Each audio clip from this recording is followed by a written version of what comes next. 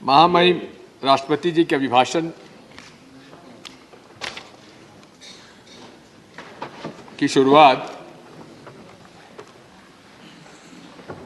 भारत में अमृत काल प्रवेश के बारे में चर्चा शुरू की गई।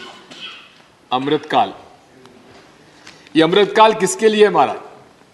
माननीय सभापति महोदय, ये अमृत काल उन लोगों के लिए है जो पहले से अमृत पी रहे हैं, जो पहले से इस देश की जो संपत्ति है उसमें केवल 21 लोगों के पास 70 करोड़ लोगों की जो संपत्ति के बराबर उनकी संपत्ति है। यह अमृतकाल उनके लिए है,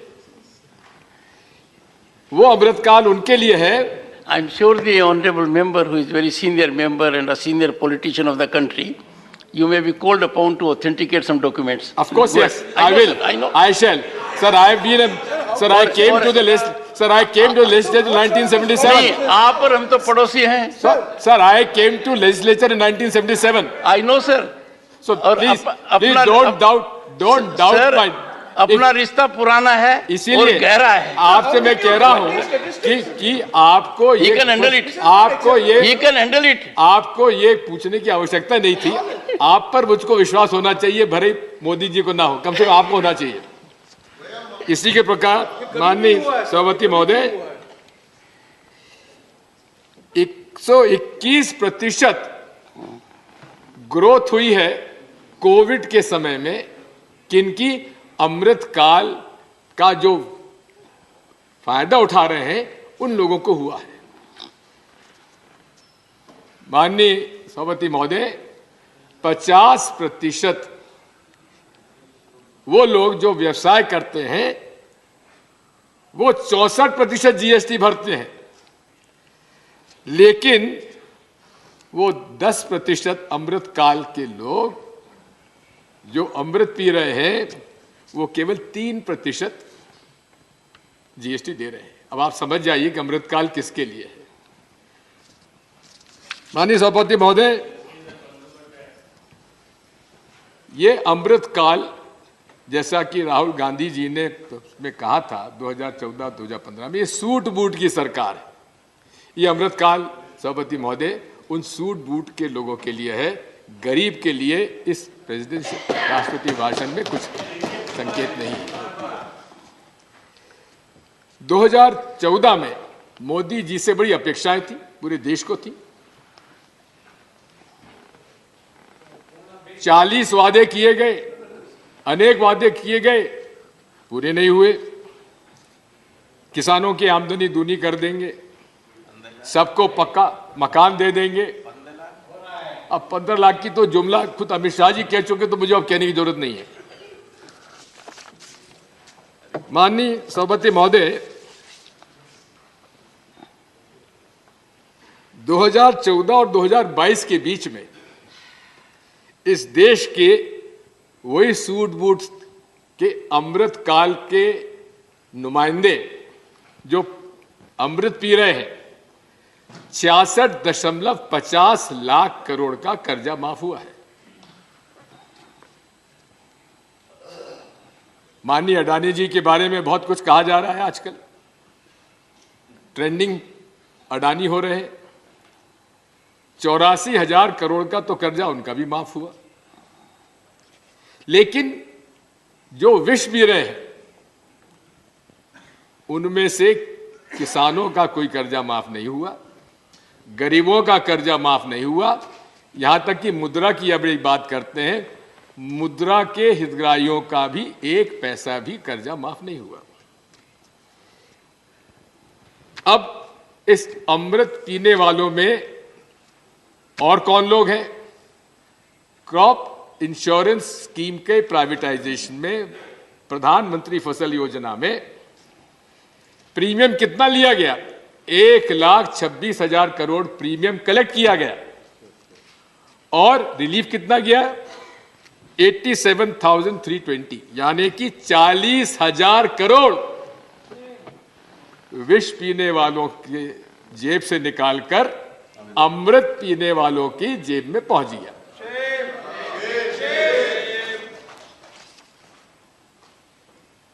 माननीय मोदी जी की भाषण देने की शैली और एक कहावत है महाराज, मुख में मीठे बोल है हृदय कपट का भाव। मुख में मीठे बोल है हृदय कपट का भाव, मानव में अब है नहीं सच सुनने का, सच सुनने का चाव। मोदी जी की नीति है, अब मैं झूठ बोलूंगा तो आप कहेंगे पार्लियामेंट्री नहीं है, इसलिए असत्य, असत्य बोलो, जोर से बोलो, बार बार बोलो। ये खुद मोदी जी कह चुके हैं और उसका पूरा पालन भी वो कर रहे हैं। माननीय अडवाणी जी ने मोदी जी के लिए सही कहा था, अच्छे इवेंट मैनेजर है, अच्छे इवेंट, कोई भाई मौका मिल जाए उनको तो इवेंट करना है। जीएसटी का विरोध करते रहे, लेकिन जब जीएसटी लगा तो उसके लिए भी उन्होंने इवेंट कहां किया, जहां पर कि जो आधी रात को सभा बुलाई गई और कहा कि नया युग का हम लोग प्रवेश कर रहे हैं। माननीय स्वाग रचाता वही है जिसके मन में चोर, जिसके मन में चोर। माननीय सदस्य को जानकारी देना चाहता हूं कि स्वांग खासतौर हरियाणा में एक बहुत महत्वपूर्ण कला है, इसीलिए और इसीलिए मैं कह रहा हूं, और उसमें कर रहा हूं माननीय सदस्य, उसमें वो कुछ नहीं है जो आप बता रहे हैं जी। मैं इसलिए कह रहा हूं कि सुनिए, first sir, you are, sir, if I don't yield then sir, he is not yielding, sir. I'm sure you should know it. Let me make it very clear. Let me make it very clear to Dr. Jairam Ramesh that he must read the rules. If I am on my feet, everyone has to yield. Please take your seat. Take and I can tell you, he is one of the very senior politicians of the country. He does not need anybody's support. This is my suggestion. One second. Sir, I'll tell you my difficulty. One second. Sir, my difficulty. I was there at Surajkund Mela. We had several diplomats. All the SCO countries were there. There were 40 countries. And I reflected on Swang. And I gave all its virtues. Now this virtue, which you seem to have innovated, escaped my attention. This is what I was saying. Sir, I compliment you. Go ahead. If you are a bigger Swang Rachata than Modi ji, my compliments to you, sir. Sir.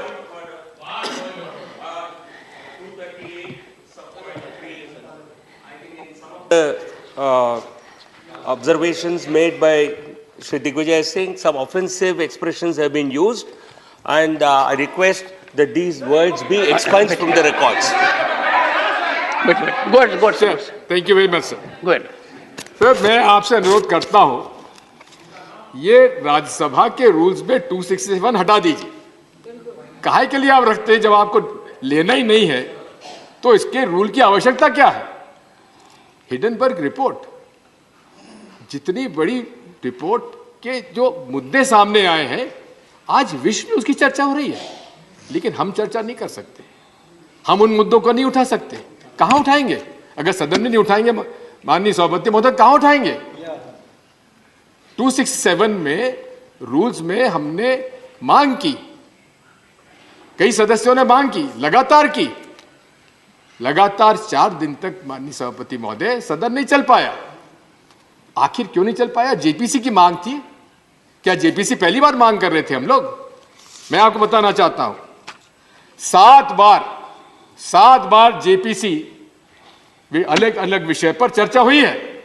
और ऐसी share बाजार के घोटालों के मामले में, हर्षद मेहता के घोटाले में क्या जेपीसी की चर्चा नहीं हुई? क्या केतन पारिक के मामले में जेपीसी की चर्चा नहीं हुई? फिर सभापति महोदय, जेपीसी में को नहीं दी गई? क्या आपत्ति थी? हमारी मांग में ऐसी क्या खराबी थी कि जेपीसी का आपने स्वीकार नहीं करने दिया? आज भी मौका है, प्रधानमंत्री जी जवाब देंगे। अगर उनमें साहस है, आप नेता की बात करते हैं, नीति की बात करते हैं, नियत की बात करते हैं। माननीय सदस्य महोदय, मोदी जी दिखते बड़े शक्तिशाली हैं, लेकिन अंदर से क्या है गुजरात वाले जानते हैं और हम लोग जानते हैं।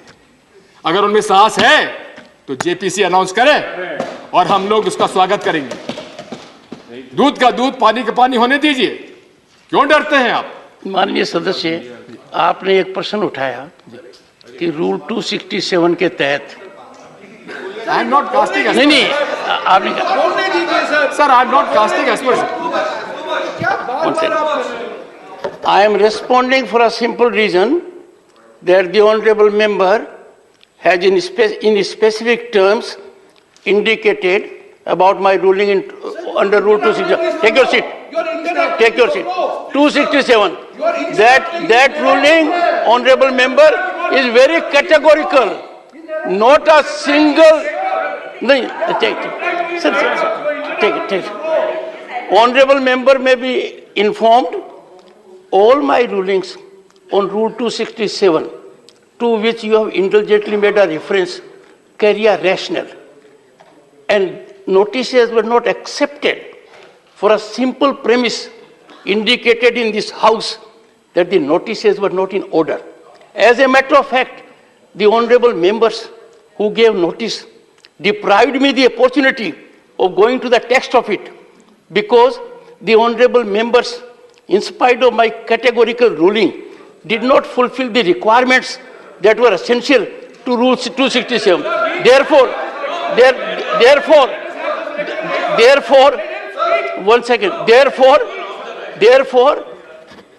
the suggestion of the honorable member that this rule should not be in the rule book perhaps needs reconsideration. Sir, I appreciate your sensitivity on this issue, because Dr. Keshav Rao had mentioned in his letter to you, sir. One second, sir. Go ahead, sir. That kindly tell us where we have gone wrong. I would request you, sir, on behalf of the members, kindly frame a format on which Rule 267 has to be presented. We'll do it. Honorable member, Sir, on three occasions. Sir, you are extremely wise person. Honorable member has raised a good issue. Honorable member has raised a very good issue, a pertinent issue that they must know. You will be surprised, sir, if the honorable member was to go through the debates. I have on 3 occasions indicated 4 steps that are essential. If you would want, I can indicate right now. And for the benefit of members, I have done it in the chamber and in the house. Mr. Shiva was there, so leave it that. Sir, extremely kind. Sir, Don't use this language. Sir, extremely kind of you. Chair never interrupts. Sir. I neither have to reply nor I interrupt. Okay, sir. I'm sure you should be aware of it. That. Okay. Sorry, sir. You should be aware of it. Let me come on the issue why Joint Parliamentary Committee is essential.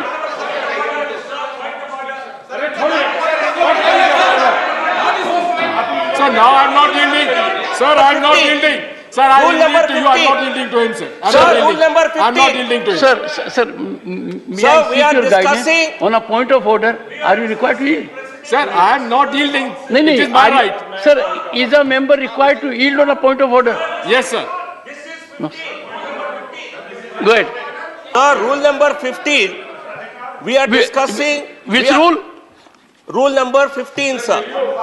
1-5. We are discussing President's address and message to the Council. The scope of debate. Sir, he has no business. Sir, the member.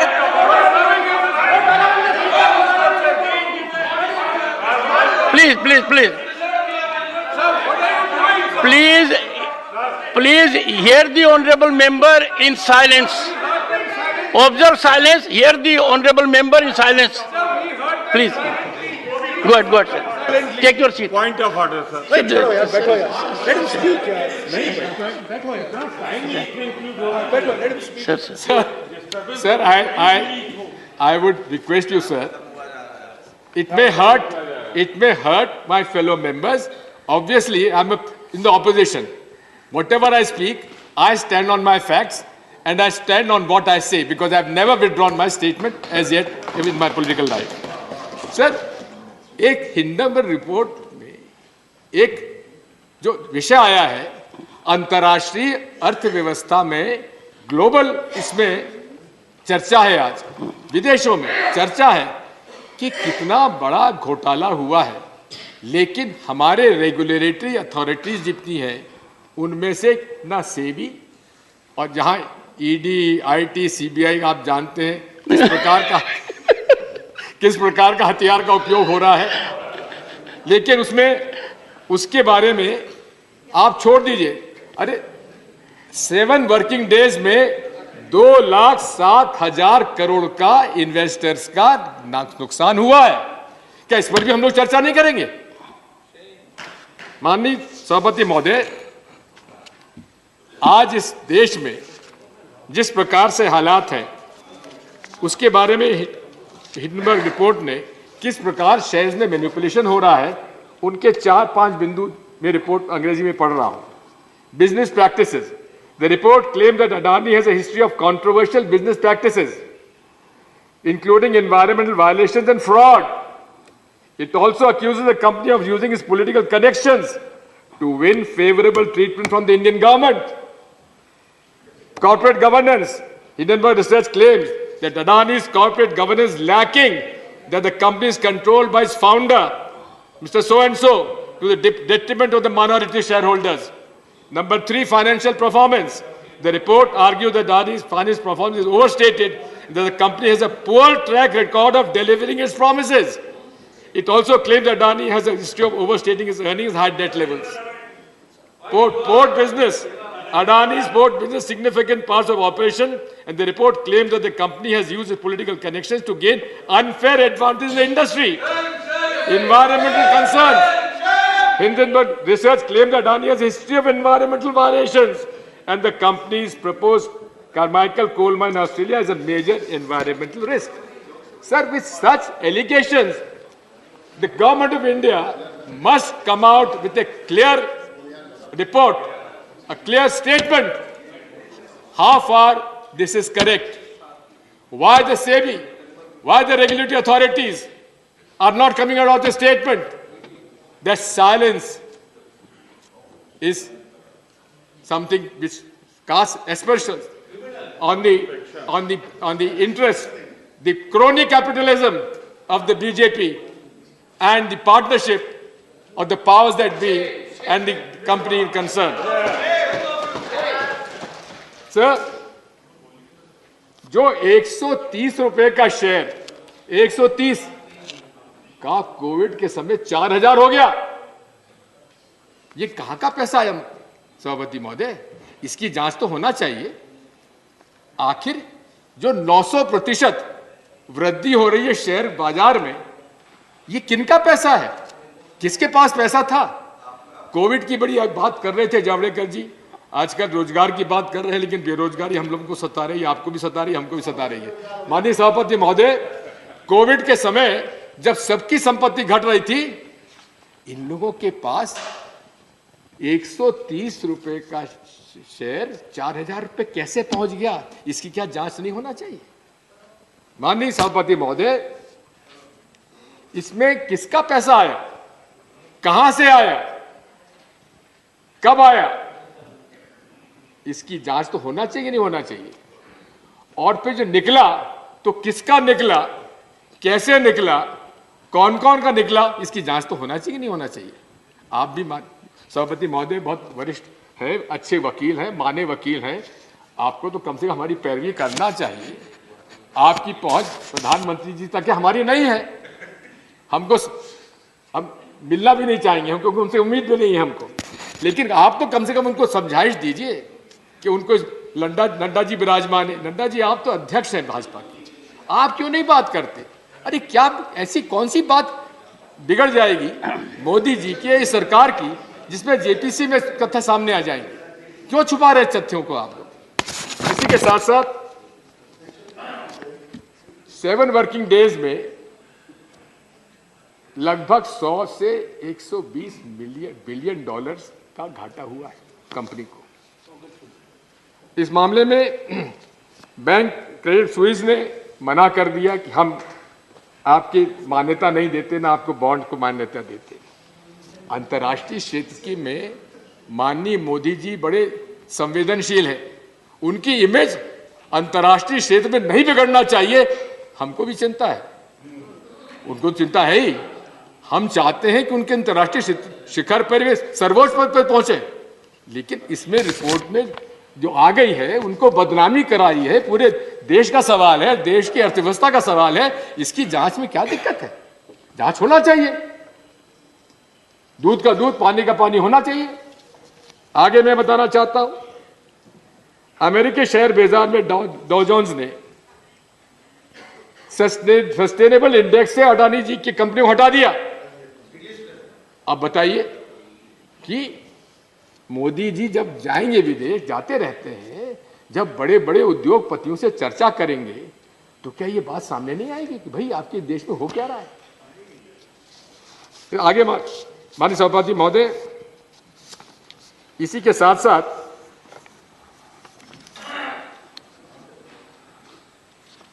मैं निवेदन करना चाहता हूं, एक German अखबार है अल्टरग्राइजर, उसने कहा है कि politician Modi and businessman Adani have made a fairy tale career in lockstep, यानी कि अभूतपूर्व प्रगति हुई है इस पार्टनरशिप की। कौन सी पार्टनरशिप? मोदी एंड अडानी। ये है क्या? इसका जवाब तो देना चाहिए। सरकार बैठी हुई है, सरकार के प्रवक्ता हैं, स्पोक्स पर्सन्स हैं, जवाब क्यों नहीं देते? अंतर्राष्ट्रीय क्षेत्र में उनकी इमेज खराब हो रही है सभापति जी महोदय, इस बात का उल्लेख आज पूरे देश दुनिया कर रही है।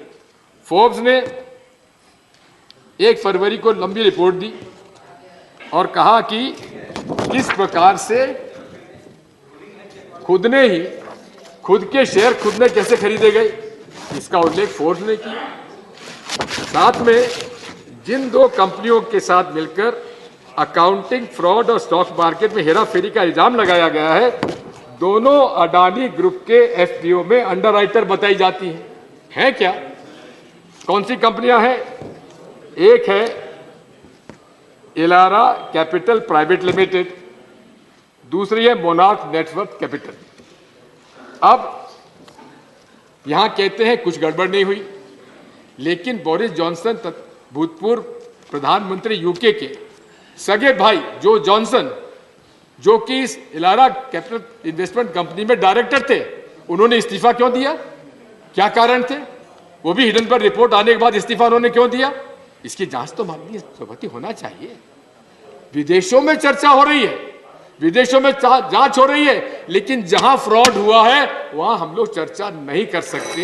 ये आपका, मैं आपसे अनुरोध करना चाहता हूं सभापति महोदय, अनेक मुद्दे हैं, क्या क्या बताएं, लेकिन बात साफ है। Your party has given you 25 minutes. We are giving him more, sir. No, In spite of all the interruptions, we give All right, him more. how much more time are you Sir, giving? he has lost. Sir, I will- Indicate the time. 5 times.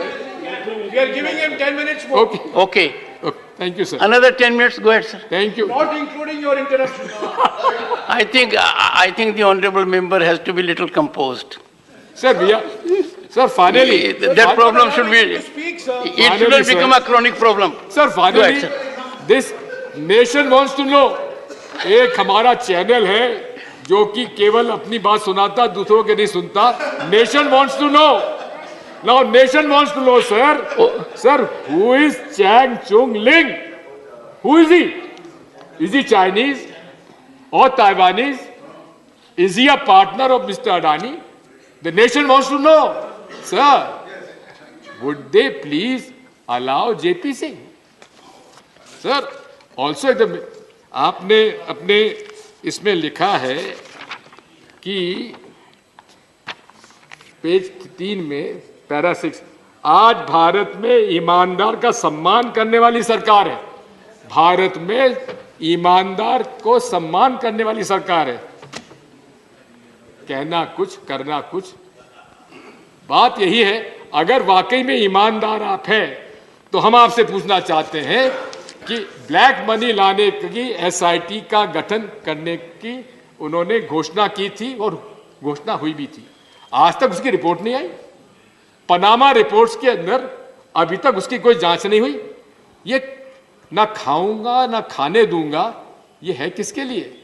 दूसरों के लिए, खुद के लिए भी है। माननीय सभापति महोदय, मैं आपसे अनुरोध करना चाहता हूं कि HAL के बारे में माननीय प्रधानमंत्री जी ने कल काफी बातें कही। मैं आपको आपके माध्यम से हमारे प्रधानमंत्री जी का ध्यान आकर्षित करना चाहता हूं। राफेल की खरीद के अंदर क्या समझौता हुआ था डॉक्टर मनमोहन सिंह जी सरकार का? 108 विमान खरीदे जाएंगे। उनमें से अधिकांश विमानों का निर्माण कहां होगा? HAL में होगा। लेकिन माननीय प्रधानमंत्री जी ने, मेरा यह आरोप है कि बिना रक्षा मंत्री के सलाह के, बिना वित्त मंत्री के सलाह के, बिना जो रूल्स ऑफ प्रोसीजर है गवर्नेंस का, उसको मानते हुए उन्होंने 36 राफेल हवाई जहाज डायरेक्टली खरीद लिए। मैं पूछना चाहता हूं आपके माध्यम से, is it true that the defence minister and the air force leadership were kept out of the loop before the PM announced the deal from France in April 2015? My second question to him is, when did the Chief of Air Staff issue the Services Qualitative Requirement SQR for 36 Rafale? Please specify the date, month and year. Number 5, the next question, sir. When was the date of categorization committee meeting date that discussed the SQR for 36 Rafales? We want the name, the date. Last question. When did the Defense Acquisition Council approve the recommendation of the categorization committee and certify the acceptance of necessity for 36 Rafale? ये राष्ट्र के सुरक्षा का प्रश्न है और सुरक्षा के प्रश्न में भ्रष्टाचार का आरोप है। मैं खुद नहीं कह रहा हूं, आप ही के माननीय भूतपूर्व संसद सदस्य सुब्रमण्यम स्वामी जी ने इस बात पर प्रश्न चिन्ह लगाया था। क्या राफेल के बारे में भी आप लोग हमें नहीं बताएंगे? ये पूरे जो भ्रष्टाचार का एक वातावरण बन गया है, अमृत पीने वालों का, जो क्रोनिक कैपिटलिज्म आज इस देश में पनप रहा है, हमको उसके बारे में चर्चा तो करने दीजिए। मुझे इतना न्याय तो करिए महाराज। 2-3 बातें मैं इसके बारे में और कहना चाहता हूं। SC ST की बड़ी बात हुई है, लेकिन ट्राइबल सब प्लान समाप्त, SC कंपोनेंट प्लान समाप्त, और आप कहते हैं ST हमने राष्ट्रपति बना दिया। कोविंद साहब शेड्यूल कास्ट से थे, महामहिम।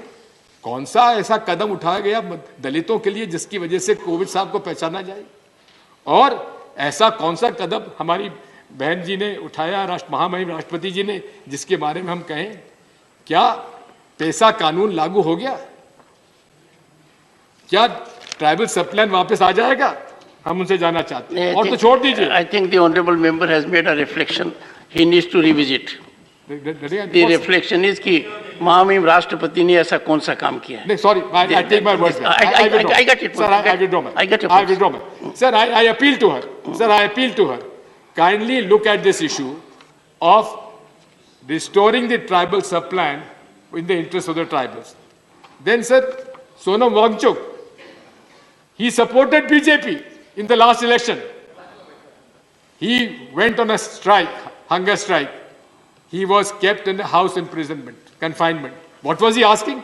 6th schedule, which is the right of the tribals. It is part of the constitution. Why are you denying that? Will Honorable Prime Minister give the 6th schedule to the tribals of Ladakh? Sir, I demand that there should be a 6th schedule and 5th schedule implementation throughout the country in all scheduled areas. Sir, finally, my dear friend, हमारे परम मित्र जावड़ेकर जी और उनके तेलंगाना के सभा में बोल रहे थे, यहाँ बोले तो हम तय नहीं कर पाए महाराज। लेकिन मैं इतना कहना चाहता हूँ, कश्मीर में हम लोग गए, हाँ, झंडा फहराया, बर्फ गिरते हुए जा गए। और मैं आपको बताना चाहता हूं, जब वहां पर हम लोग पहुंचे अनंतनाग, जावड़ेकर जी, पुलिस के आपके पुलिस अफसरों ने बताया कि साहब हमको उम्मीद नहीं थी कितने लोग आ जाएंगे, हमको लगता था 2-3 हजार आदमी आएंगे। क्यों? लेकिन वहां 25,000 लोग, कश्मीर के लोग आकर भारत जोड़ो यात्रा के स्वागत के लिए खड़े हुए थे। और साथ में कहा जा रहा है कि हमारा शासन ऐसा था। शासन ऐसा था तो आप भी तो पदयात्रा करके दिखा दीजिए। अमित शाह जी, प्रधानमंत्री जी, आप भी पदयात्रा करके दिखा दीजिए। और अगर इतना ही शासन अच्छा है आपका तो चुनाव क्यों नहीं कराते आप? कराओ, चुनाव कराइए। क्यों नहीं चुनाव कराते? डिलिमिटेशन हो गया, चुनाव करा के दिखा दीजिए। बात वही है, ये केवल भाषणबाजी। 370 का क्या असर है? जरा आपके भारतीय जनता पार्टी के जो जम्मू में लोग रहते हैं उनसे जरा पूछ लीजिए। जो उनका जमीन पर हक था, जो उनका नौकरी पर हक था, वो छीन लिया आपने 370 हटा के। आज वो मांग करते हैं रिस्टोरेशन ऑफ 35A। इस बारे में विचार करने की आवश्यकता है। टू कंक्लूड, माननीय सभापति महोदय, मैं आपसे अनुरोध करना चाहता हूं, जावड़ेकर जी ने कहा सबका साथ, सबका विकास, सबका विश्वास और सबका प्रयास। लगता तो नहीं है कि हालात उस तरह के हैं। अंत में जो पैरा 81, आइए अपने लोकतंत्र का समृद्ध करते हुए हम उस वेद वाक्य का आत्मसात करें जिसमें कहा गया है, संस्कृत में मैं ज्ञाता नहीं हूं, नहीं, आगे आगे देख लीजिए, मैंने पढ़ा है। तो मैं आपको उसका अर्थात बता देता हूं। हम सब एक साथ कदम से कदम मिलाकर चलें, कदम से कदम मिलाकर चलें। हमारे संकल्प स्वरों में एकता का प्रवाह हो और हमारे अंतःकरण एक दूसरे जुड़े हो। यही भारत की संस्कार, संस्कृति और सनातन धर्म है, जिसे कि माननीय मोदी जी ने आज समाप्त करके रख दिया। और इसीलिए भारत जोड़ो यात्रा निकाली गई थी कि भारत सबका है, हम सबका है और हम सब मिलकर रहना चाहते हैं। हिंदू, मुस्लिम, सिख, ईसाई, हम सब का भारत है। इसीलिए हम आज जानना चाहते हैं कि आपकी हमारी भारत जोड़ो यात्रा में आप लोग भी शामिल हो तो क्यों कतराते? आइए भारत जोड़ो यात्रा में शामिल होते ताकि ये देश मजबूत हो सके। धन्यवाद।